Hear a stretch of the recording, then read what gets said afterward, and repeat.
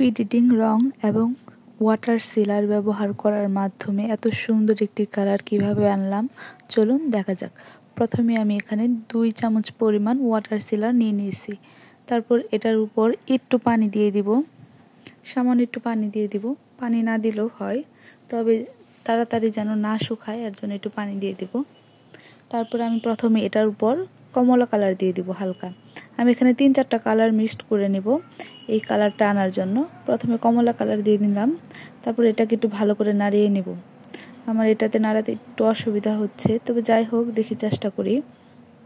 তারপরে এটাকে ভালো করে মিশিয়ে নিতে হবে, যেহেতু ওয়াটার সিলারটা একটা আঠা জাতীয়, একটু ভালো করে মিশিয়ে নিতে হবে। একটু মিশানোর পর আমি এখানে এডিটিংয়ের হলুদ কালারটা দিয়ে দিব। হলুদ কালারটা দেওয়ার পর আবার মিশিয়ে নেব। তারপর এখানে যে বাসন্তী কালারটা ছিল সেই কালারটাও দিয়ে দিব।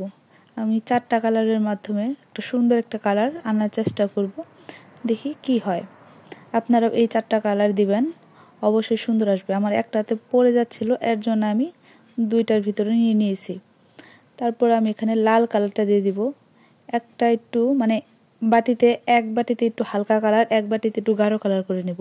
হলুদ কালারটা একটু কম হয়েছিল, তারপর আবার হলুদ কালারটা দিয়ে দিয়েছি। দুইটাই ভালো করে মিশিয়ে নেওয়ার পর আপনারা লক্ষ্য করে দেখতে পারবেন আমার এক বাটির কালার একটু হালকা আর এক বাটির কালার একটু গাঢ়। আমি একটা শেড আনার জন্য এরকমটা করেছি। প্রথমে আমি ঢাকনার যে উপর পাট আছে সেখানে দিয়ে আমি রোদে শুকাতে দিয়েছি। এটা কালার করার সময় আপনাদেরকে খেয়াল রাখতে হবে, কালার করা জায়গায় আপনাদের হাত যেন না লাগে। এটা অবশ্যই অনেক তাড়াতাড়ি শুকিয়ে যায়। অবশ্যই যদি ওয়াটার সিলারটা দেন তাড়াতাড়ি শুকিয়ে যাবে, দেখবেন রং করার সময় শুকায় যাবে। আমি প্রথমে কুমড়ো দুটোর পিছনে কালার করে নিতেছি, যেন আমি পরবর্তীতে শুকানোর পরে হাতের উপর রেখে সামনেটুকু কালার করতে পারি। আমি পিছনে কালার করার পর অবশ্যই রোদে দিয়েছি। রোদে দেওয়ার ভিডিওটা আপনাদেরকে দেখাইতে পারি নাই। আমি সর্বোচ্চ 5 মিনিটের মতো রোদে দিয়েছি, মানে একটা কালার করার পর আরেকটা কালার করতে যতক্ষণ সময় লাগে ওই অতক্ষণ সময় আমি রোদে দিয়েছি। তারপর আমি হাতের কৌশলের মাধ্যমে কালার করে নেব, যেন আমার কুমড়োটাকে ধরতে না হয়। এরকমভাবে আমি হাত দিয়ে কালার করে নেব। আপনারা দেখেন কত সুন্দর একটা ম্যাট ফিনিশিং আসতেছে। আপনারা অ্যাক্রিলিক কালার দিয়েও করতে পারেন, তবে আমার মতো যারা বিজনেসটাকে শুরু করতেছেন, অল্প বাজেটে করতে চাইতেছেন, তাদের জন্য আমি ভাবি যে আমি মনে করি যে এডিটিং কালার দিয়ে আপনারা এইভাবেও কালার করে নিতে পারেন। অ্যাক্রিলিক কালারের মতোই ফিনিশিং আসবে যদি আপনি হাতের কাজটা ফিনিশিংভাবে করতে পারেন। আমার কুমড়ো দুটো রং করা হয়ে গেছে। তারপর আমি এখানে যে পাতার জন্য আবার অল্প একটু ওয়াটার সিলার নিয়ে নিয়েছি। তারপর আমি এখানে সবুজ কালার দিয়ে সুন্দর মতো মিশিয়ে নিতেছি। এই কাজটা একটু সাবধানতাভাবে করতে হবে, যদি এই কালারটা ওই কালারের উপর লেগে যায় অবশ্যই জিনিসটা একদম নষ্ট হয়ে যাবে।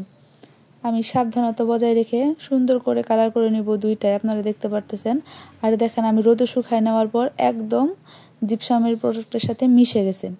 এটা কিন্তু আর সিলার করা লাগবে না, আপনার এক কাজে 2 কাজ হয়ে গেল, সিলার করাও হয়ে গেল এবং আপনার রং করাও হয়ে গেল। যদি এই ভিডিওটা ভালো লাগে অবশ্যই আমার এই পেজটাকে ফলো করে দিবেন এবং একটি শেয়ার করে ভিডিওটা রেখে দিবেন। আপনাদের আশা করি অনেক কাজে লাগবে। আর এমন ভিডিও পেতে আমার সাথেই থাকুন।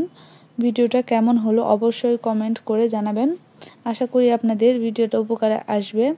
আপনাদের অ্যাক্রিলিক কালার আর কেনা লাগবে না, শুধুমাত্র আপনারা যদি এডিটিং কালার কিনে নেন আপনারা 2ভাবেই কাজ করতে পারবেন। আমার একটি ইউটিউব চ্যানেল আছে, আপনারা সাবস্ক্রাইব করে দিবেন এরকম নিত্য নতুন ভিডিও পেতে। আমি ইউটিউবে সকল ধরনের ভিডিও আপলোড করে থাকি। সো পাশে থাকবেন এরকম ভিডিও পেতে। কমেন্ট করে জানাবেন আপনাদের আর কি কালার দেখতে চান। ধন্যবাদ।